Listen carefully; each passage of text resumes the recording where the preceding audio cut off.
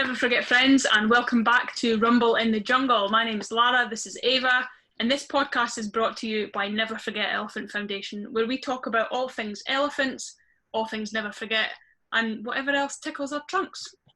So if you joined us last time for our very first podcast, you'll remember we talked a little bit about the foundation itself and how it came about. We had a little bit from Ava about how the idea was born, and some of the successes that we've had over the first year of the foundation. This week, we want to start to think about why we're doing the work that we do. So obviously it is great that we are rescuing elephants and individual elephants, but actually what a lot of people don't know is that the work that we do is so much more than that. And one of the things when I visited the project myself in January that I found particularly interesting was a concept that a project director you like to call the win-win-win. So Ava, do you want to tell us a little bit about this win-win-win and what that means? Yeah, and thank you so much for having me, Lara. I am excited to be here, honored. We had such a good time on our first podcast, so here we are again, and thanks to everyone for listening. And yeah, this is going to be a fun discussion because like you said, it's great what we're doing for the individual elephants, but the concept here is much bigger. So this concept of win-win-win is the elephant wins because she's home in the jungle.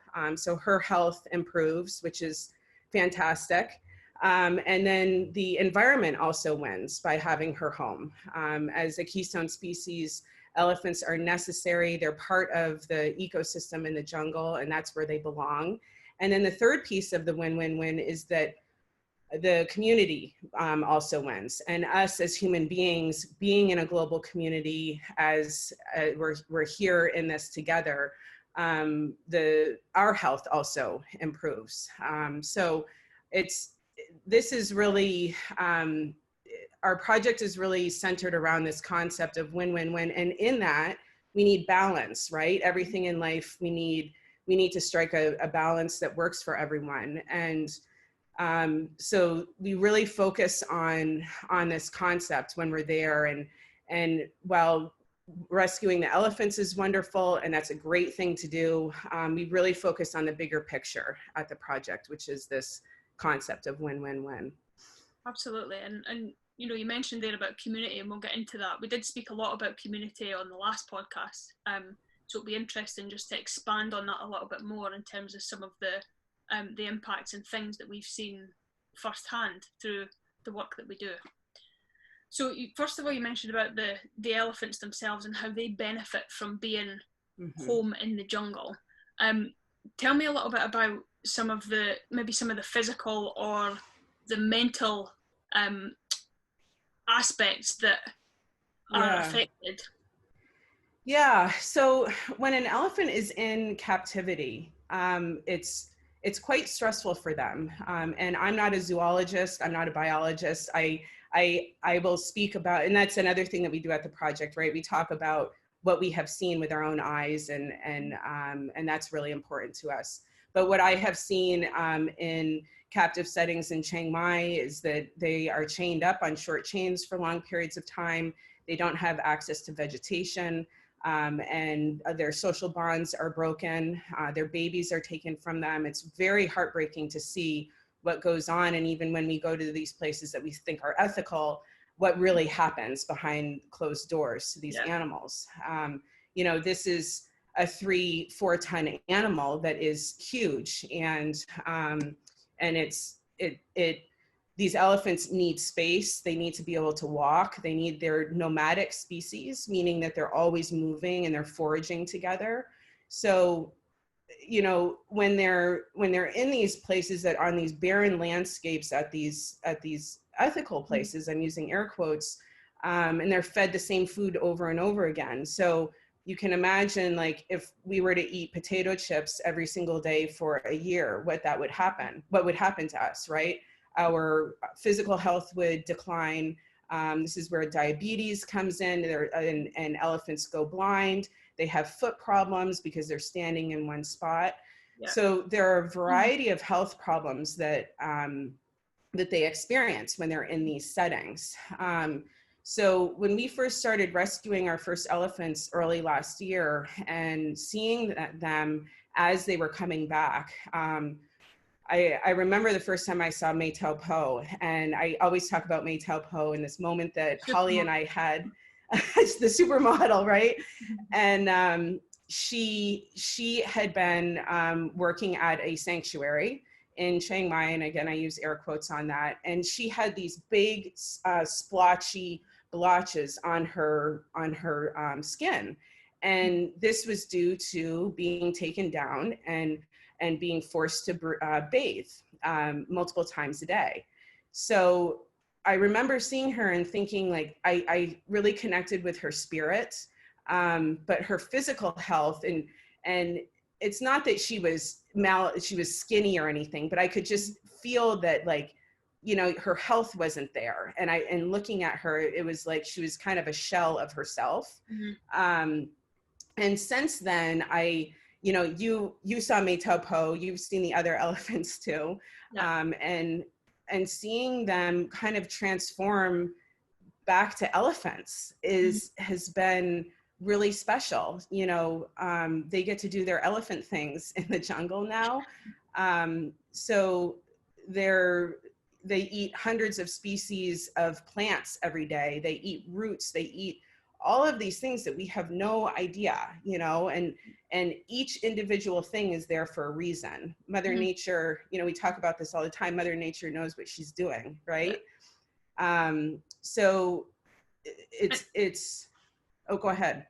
Yeah, it was just in some of those conditions that you've described, you know, like you mentioned about how they have a lot of feet problems from standing on like these concrete like areas for long periods of time, and all this stuff must also take a toll on the elephants mentally as well, right? Yeah. Which is just really tough. Yeah, it is. And if you can imagine as well, being a female and being essentially, you know, this forced breeding, which is essentially being raped, and then you're impregnated, you go through a 20 to 24 month gestation period carrying your child. Like, I can only imagine the bond that they have with their child, and then the child is taken from them and traded throughout Thailand because everyone wants a baby elephant selfie, right? So that concept of the mental health is really interesting. You know, in your experience too, Lara, when you visited Never Forget, what was your take on kind of like their mental status when you were seeing them in the jungle? What was your experience with that?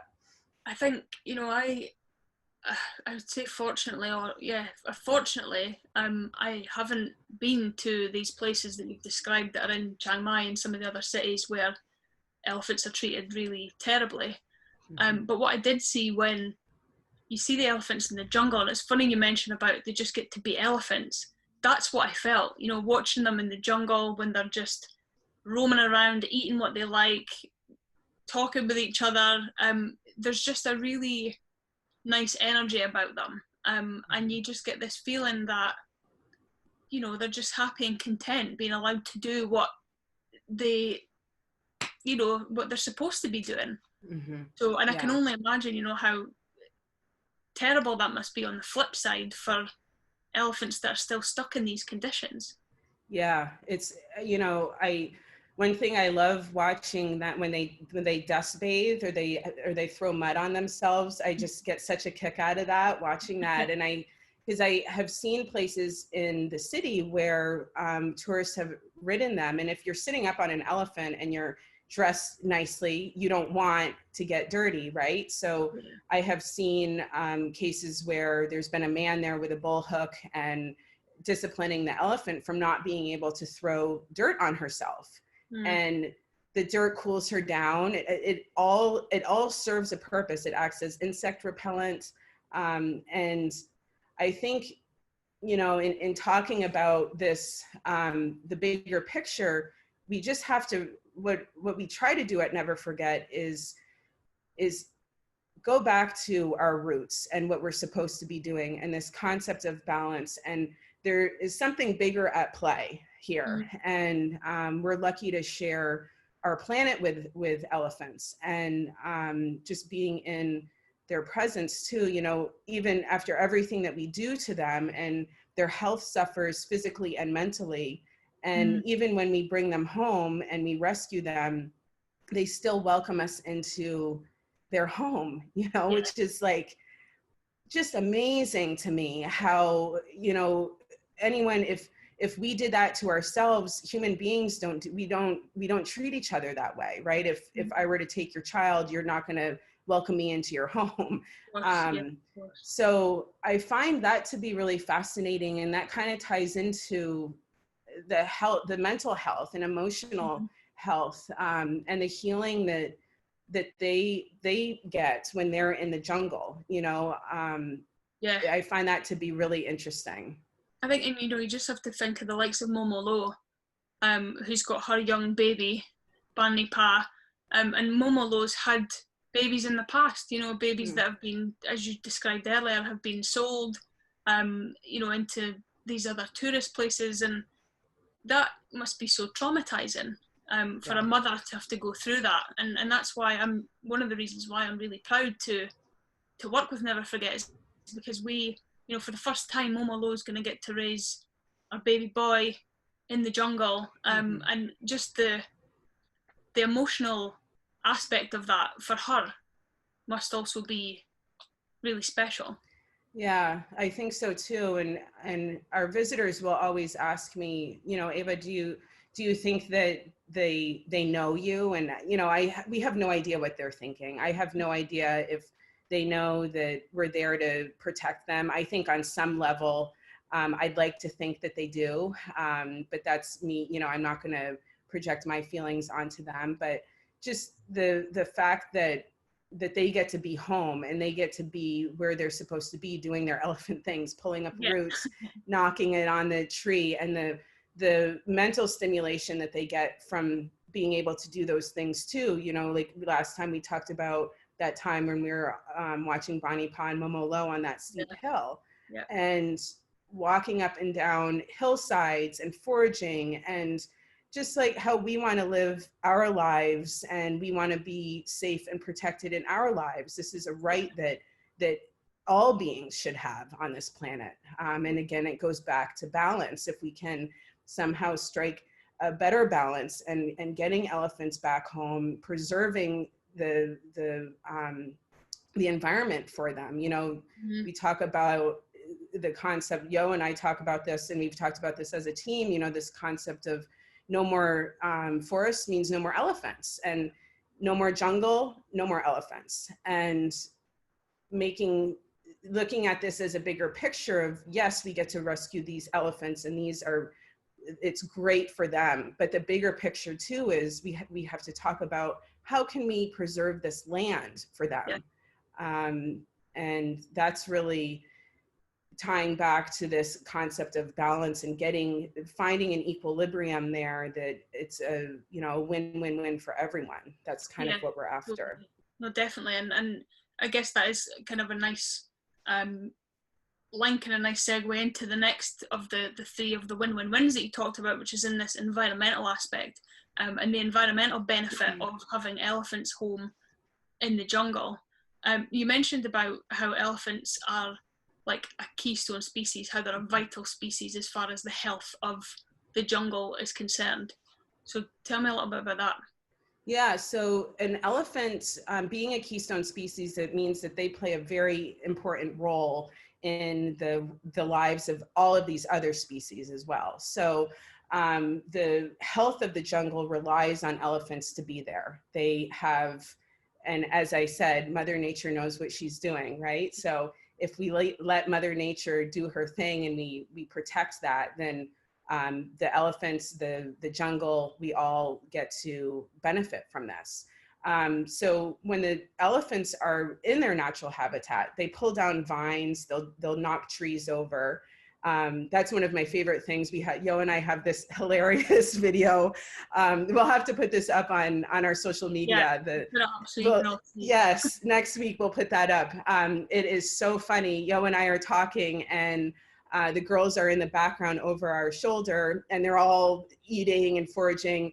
and you can see Macy Nguyen's trunk start going up the trunk of this tree, and you know, before you know it, the tree falls on Yo and I, and we were fine. We weren't hurt or anything, but it was hysterical in seeing that. But like, that is so freaking cool to me, because that tree coming down is now going to decompose. It's going to go into the soil, provide nutrients in the soil for other species of plants to grow.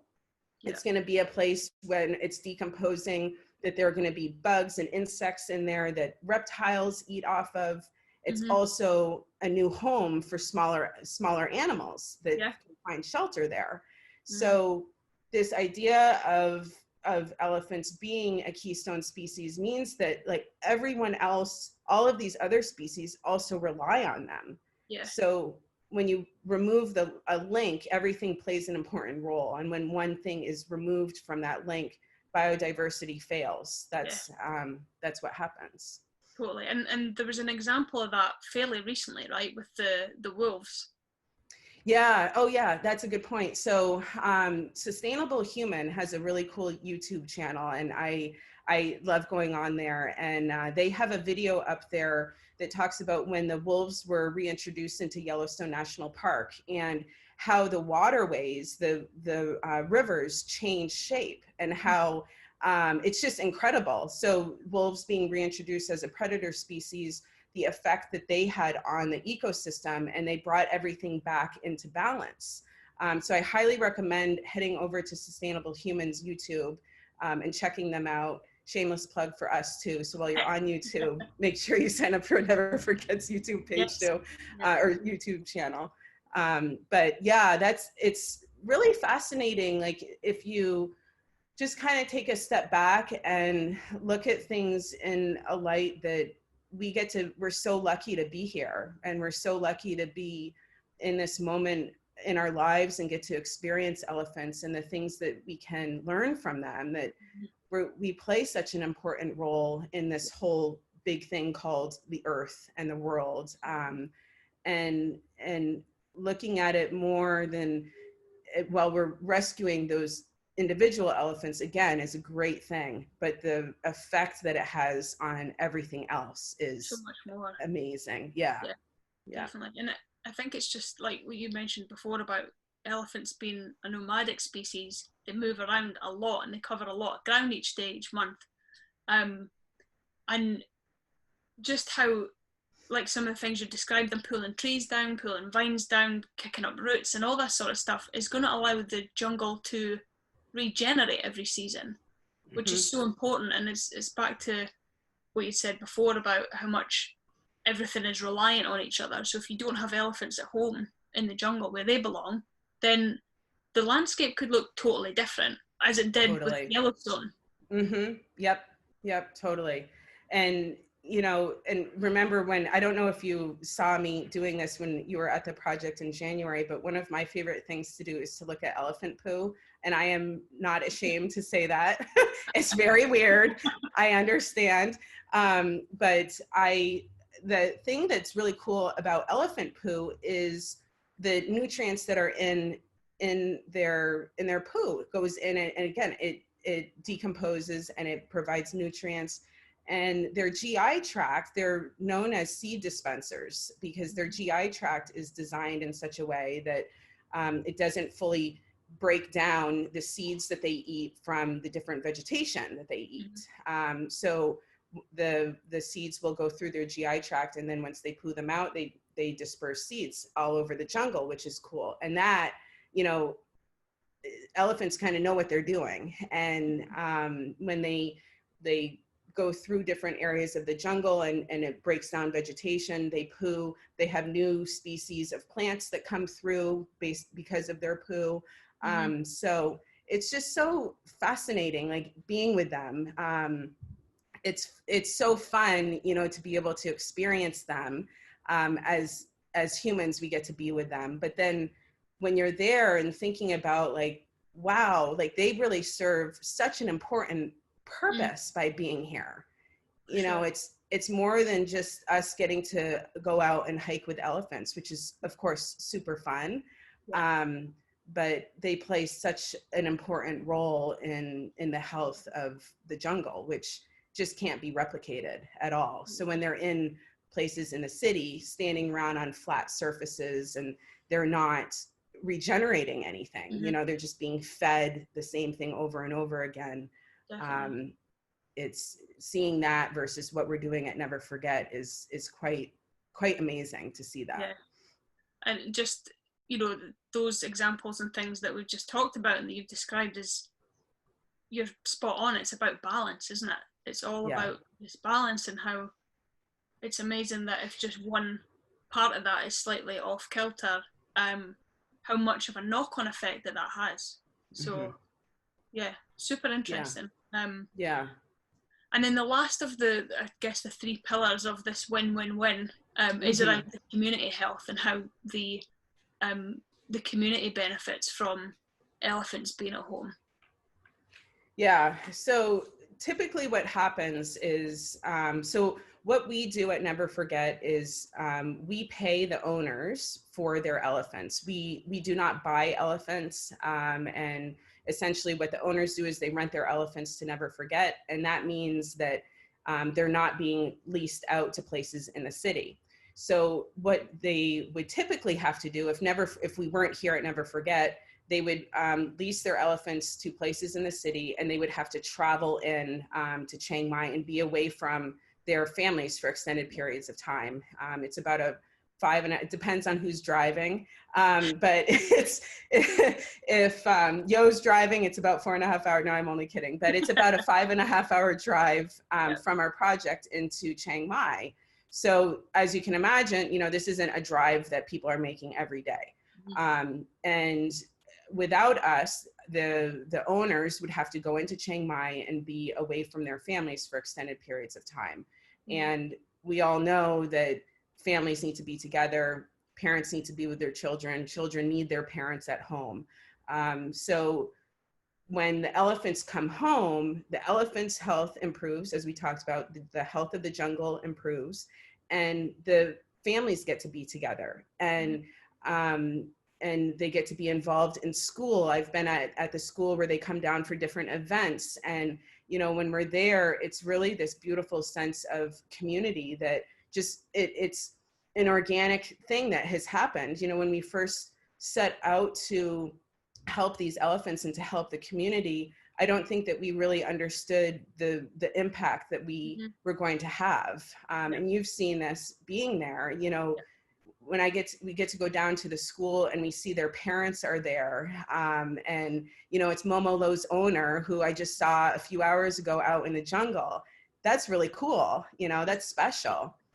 And having an opportunity for their culture to be preserved. I mean, these people are elephant experts, and being able to experience community with them and learn from them has just been such a tremendous honor in my life. So it's been fantastic. But when you came, what was your impression of like the community and how the community was benefiting? What was your experience with that? For sure. I think just like you said, you know, when I just remember this one moment sticks in my head. When we went down to the school one day to spend some time with the kids, I had taken my camera with me just to capture some moments. And of course, I had a ton of photos of elephants on my camera. So there was this one little boy who was just fascinated. And I would be flicking through some photographs, and he would be so engrossed in these elephants and started like looking at me as if to be like, this is so cool. And even though you don't speak the same language, it's just they communicate so much through a look or through, and just even that kind of education piece was massive as well. You know, these kids are the next generation of people that are gonna do a lot of the stuff that you've talked about, you know, like really helping to preserve the jungle and preserve the land and all this stuff. So I think just to see the kids getting excited about the elephants and the work that we're doing was really cool. Like that for me, Yeah. I was like, that's really good. Yeah, yeah. The kids are, I have such a big smile on my face right now. As you can see, like the kids are just off the charts for me. So eventually, you know, we want to start a scholarship program once we get through COVID times and we can get back to our routine. And eventually we're going to start to kick that off because like you said, like this is the next generation. And I think too, you know, in the world that we live in right now, where sometimes it feels like there's a lot of despair and I have felt hopeless at times with all of the media and everything that's been going on. To be able to experience this type of work in such in a community that is so tightly knit. I mean, this is this concept of it takes a village. It truly takes a village, and seeing everyone at home with their families, and you know, kids running from house to house and with each other is really such an honor to be able to do this work. It's very, very special. And yeah, we want to like I said before, it's grown into this, organically grown into this really massive effort in not only helping the elephants, but helping the community too. And seeing that everyone gets to be home together too is really, really special. And one other point too on that is when the elephants are leased out to places in the city, and the owners are just as exploited as the elephants, right? So someone owns that camp, and there's someone behind there who's making a whole bunch of money off the backs of these people. So our program, being a nonprofit, you know, the money goes directly to the people who own the elephants. No one's making any money off of them.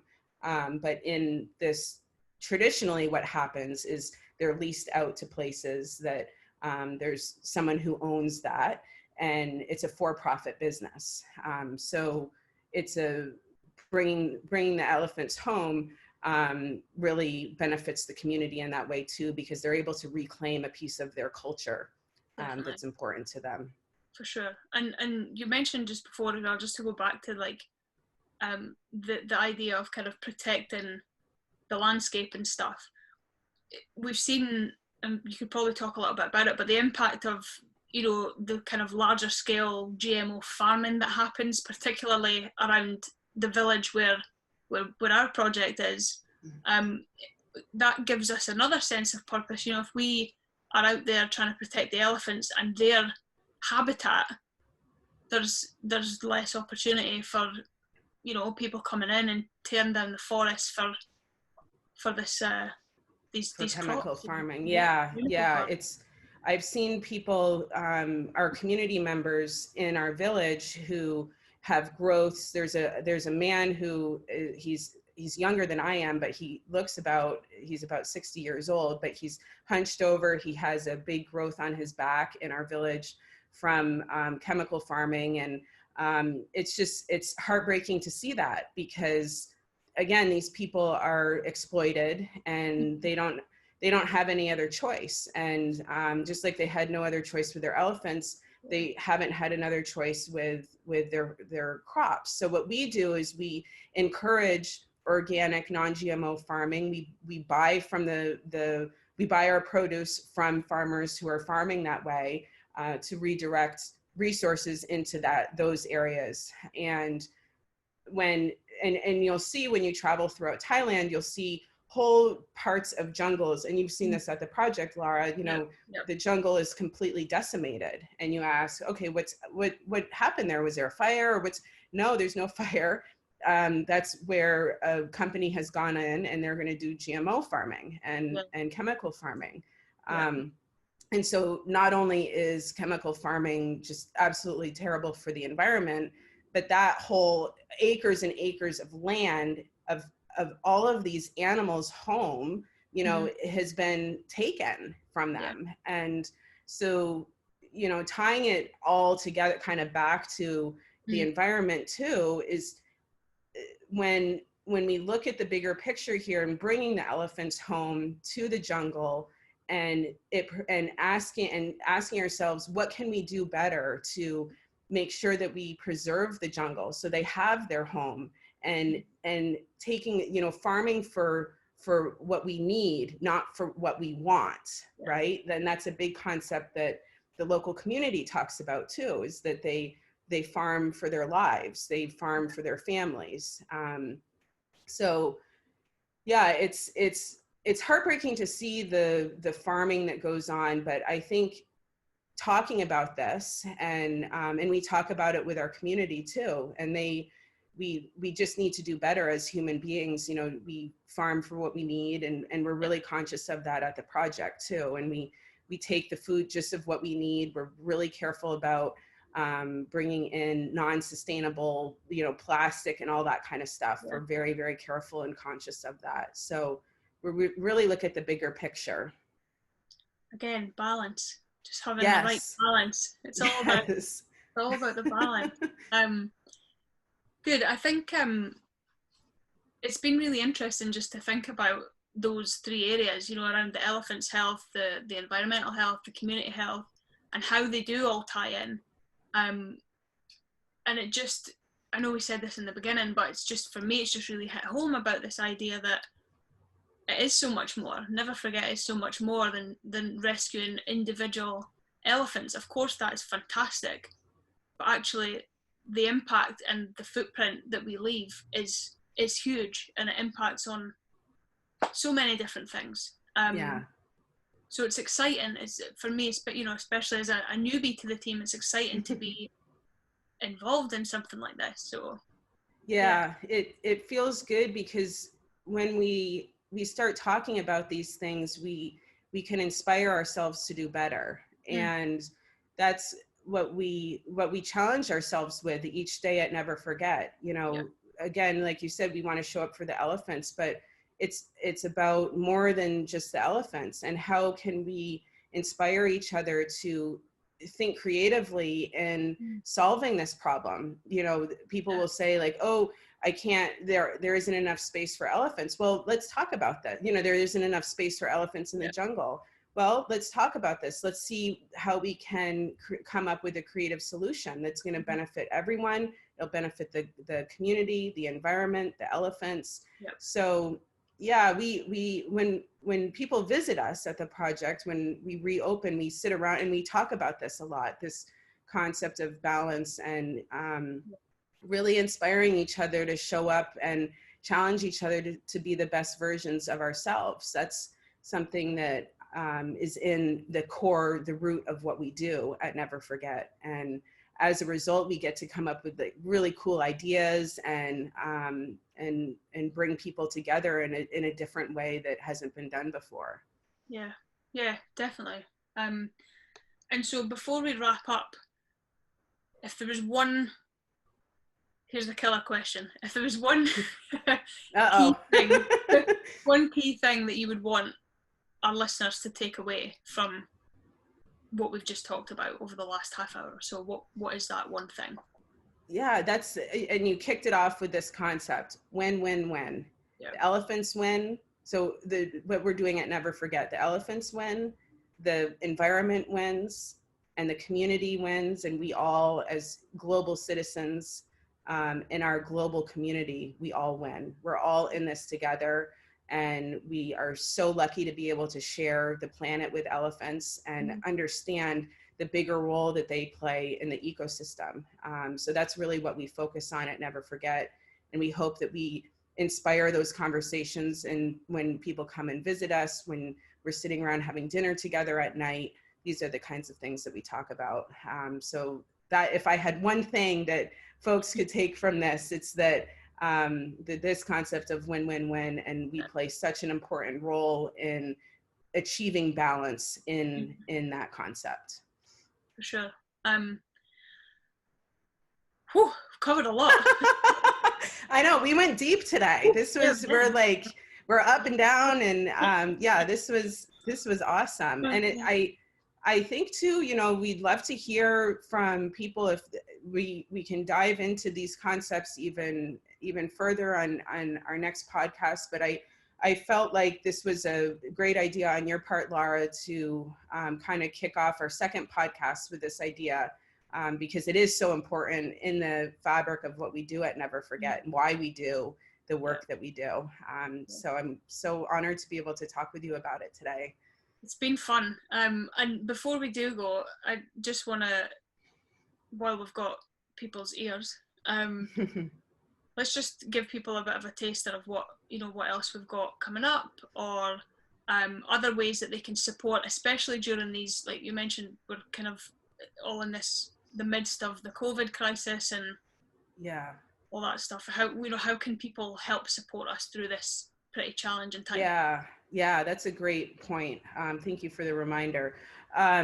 So Facebook is an amazing resource. So if you have a birthday coming up or an event, or we just had our friend Robin in the UK run 14 kilometers for 14 days in a row. She did her own fundraiser for us, which was amazing. She's a machine. That is just, I'm exhausted just thinking about it. So Facebook is an amazing tool because you can easily, everyone has Facebook. You can get in front of a lot of people, inspire your friends, inspire your family. So the Facebook fundraisers are awesome. My birthday's coming up. I'm going to be doing a Facebook fundraiser for us on the book. So that's a great way to get involved. Another really effective way right now too is if you use Amazon, go to amazon.smile.com and sign up because proceeds from your purchase on Amazon then come into Never Forget. And this is another really good way at helping us out. COVID has had such a tremendous impact on our program. We're forced to close our doors, so we're not going to be hosting visitors this year. And our visitor program is such an integral part in being able to bring in resources. So it's been really hard. So as much as people can help us get the word out there about the work that we're doing and the concept of a win-win-win, that it's a much bigger concept than, again, just the individual elephants. We need help for them. We need help for our community. So yeah, that's a great way for people to get involved. Yeah, and I guess on the subject of Facebook and social media, if you're not already, if you just stumbled across the podcast and you don't know what we do or who we are or where we are, you know, we are on pretty much every social media platform now. You know, we've got Facebook, we're on Instagram, we've got our YouTube channel as well, where we're posting, you know, different kind of educational series and things. We've obviously got our podcast, so please do check us out on any other platforms that you're on, because we share some different content across each. And we'd love to connect with you on there. And as Ava said before as well, just if you have any feedback, if there's things that you want to hear about, then let us know. Please just reach out to us on social media, and yeah, we're all ears. Excuse the pun.